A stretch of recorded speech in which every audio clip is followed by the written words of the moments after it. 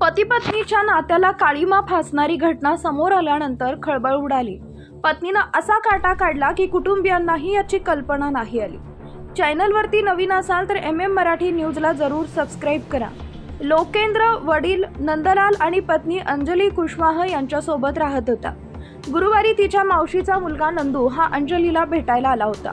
दुपारी 3च्या सुमारास नंदलाल कुशवाह घरी पोहोचला तेव्हा अंजलीनं सासऱ्यांना सांगितलं लोकेंद्र झोपलाय। लोकेंद्रचं डोकं खूप दुखत असल्याने तो आराम करतोय, त्याच्यासाठी औषध घेऊन यायचं आहे। मेहुणा मनोज कुशवाहच्या घरी जायचं असल्यानं आरोपी पत्नीनं सासऱ्याला सांगितलं।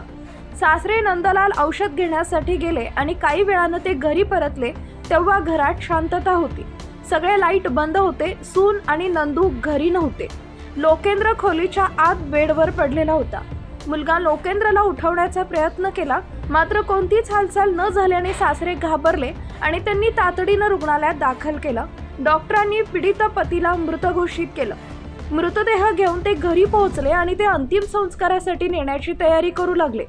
त्यानंतर मृताच्या मानेवर ओरखड्याच्या खुणा दिसल्या। हा प्रकार लक्षात येताच पोलिसांना माहिती देण्यात आली। त्यांनी पुन्हा मृतदेह शवविच्छेदनासाठी आणला आणि गुन्हेगार शोधून काढला।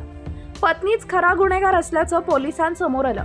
पत्नीची कसून चौकशी केल्यानंतर तिनं जे सांगितलं ते ऐकून धक्काच बसला। आरोपी पत्नी अंजलीनं तिचा गुन्हा मान्य केला। जे काही केलं त्याबद्दल कोणताही पश्चाताप नसल्याचं तिनं पोलिसांना स्पष्ट सांगितले। अंजलीनं चौकशी दरम्यान सांगितले की लोकेंद्र आणि गौरव कुशवाह हे मित्र होते। गौरवची आर्थिक स्थिती लोकेंद्रपेक्षा जास्त चांगली होती।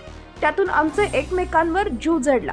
प्रेमात एकमेकांच्या एवढं बुडालो की आम्हाला त्याचा काठा काढावा लागला।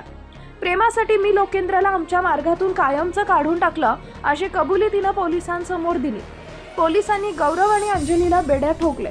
ही धक्कादायक घटना मध्य प्रदेशातील ग्वालियर इथल्या गिरवाई पोलीस ठाणे परिसरात घडली आहे। या घटनेमुळे परिसरात चांगली खळबळ उडाली।